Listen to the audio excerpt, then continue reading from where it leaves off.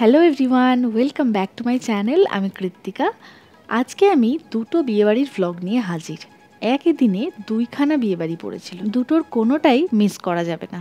তাই প্রথম অ্যাটেন্ড করলাম বর্ষার বিয়ে। বর্ষা আমার গুরু বোন বলা যেতে পারে। আমরা একই মহারাজের কাছে দীক্ষিত।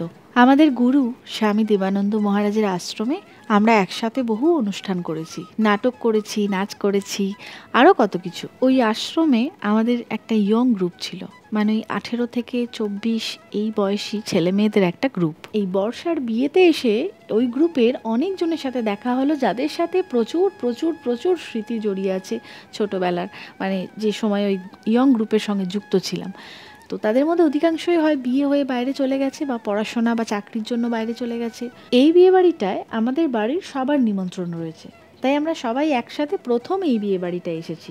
তারপরে এখান থেকে আমি, দীপ আর রনও চলে যাব অন্য বিয়ে বাড়িটায়। তার আগে চলো দেখে নিই স্ন্যাক্সে কি রয়েছে।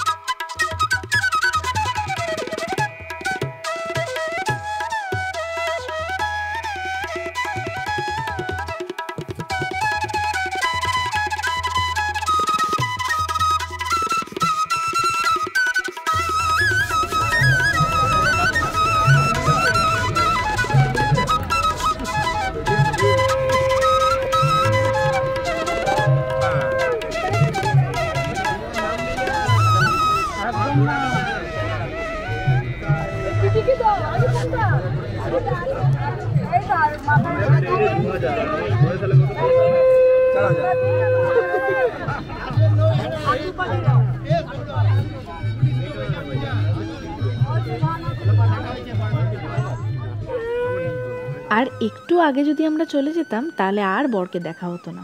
বরকে যদিও আমি চিনি অনেক ছোট থেকেই, তো যাই হোক, আমরা যখনই বেরোচ্ছি অন্য বিয়েবাড়ির জন্য তখনই বর ঢুকলো, তাই একটু দাঁড়িয়ে গেলাম, একটু ভিডিও করে নিলাম। একদম শেষে দিলাম আজকের তোলা কয়েকটা ছবি। এরপরে চলে যাব আমরা নেক্সট বিয়েবাড়িতে।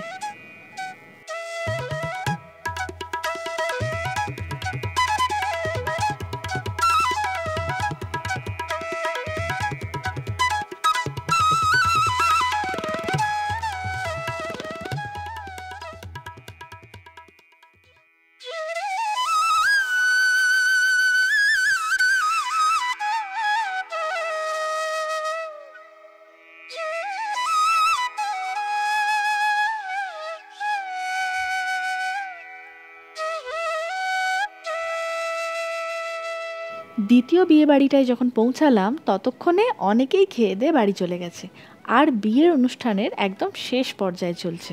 এখন ওদের সাথে দেখা বা কথা বলা কোনোটাই হবে না, তাই দূর থেকে বিয়ের অনুষ্ঠান দেখতে লাগলাম। চলো তোমাদের দেখিয়ে আনি গোটা বিয়ে বাড়ির ডেকোরেশনটা কেমন করেছে। আমার তো শুরু থেকে শেষ অবধি মন ভরে গেছে। এত ইউনিক ডেকোরেশন বিয়ে বাড়িতে খুব কমই দেখা যায়।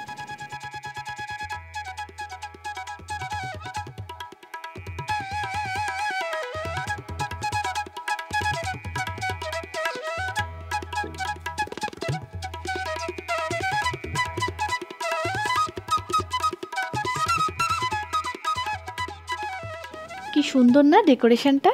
আচ্ছা, তোমরা ডেকোরেশন দেখতে থাকো আর আমি সেরে ফেলি এই বিয়ের বর কনের পরিচয়টা। বরকে তোমরা আমার পুরনো ভ্লগে অনেকেই দেখেছো, উনি হলেন আমার যোগা টিচার। আজকে যেটুকু আমার ওজন কমাতে পেরেছি শুধুমাত্র তার জন্য। আর শ্রীজাতা হলো বর্ধমানের খুব ফেমাস একজন কত্থক নৃত্যশিল্পী। একদম শেষ পর্যন্ত ভাগ্যিস বর্ণালীরা ছিল, নাহলে আমরা একেবারেই একা পড়ে যেতাম। এই বিয়েবাড়িটার একদম এক কোণে বাচ্চাদের খেলার একটা খুব সুন্দর জায়গা আছে, যে কারণে বিয়েবাড়িতে আসা প্রত্যেকটা বাচ্চা একদমই বোর হচ্ছে না।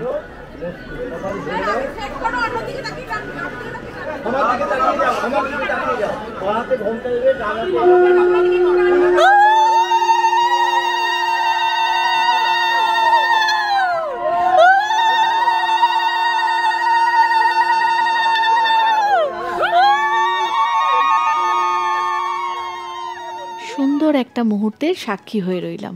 খুব ভালো থাকুক ওরা, শুভ হোক ওদের আগামী জীবন। খুব সম্ভবত একদম লাস্ট ব্যাচে আমরা খেতে বসেছি। দেখো পিছনের চেয়ারগুলো সব অধিকাংশই ফাঁকা। বিয়েবাড়ি যখন দুটো, তাই খাবারের ব্যাপারটাও ভাগ করে নিতে হয়। ওই বিয়েবাড়িতে স্ন্যাক্স খেয়েছিলাম, এই বিয়েবাড়িতে এসে ডিনার করছি। বরকনেও এই ব্যাচেই খেতে বসেছে, কিন্তু আমাদের থেকে অনেকটা দূরে। চলো খেয়ে উঠি, তারপর ওদের সাথে দেখা করে আজকের মতো বিদায় নেব আর আমার ভ্লগও শেষ করব।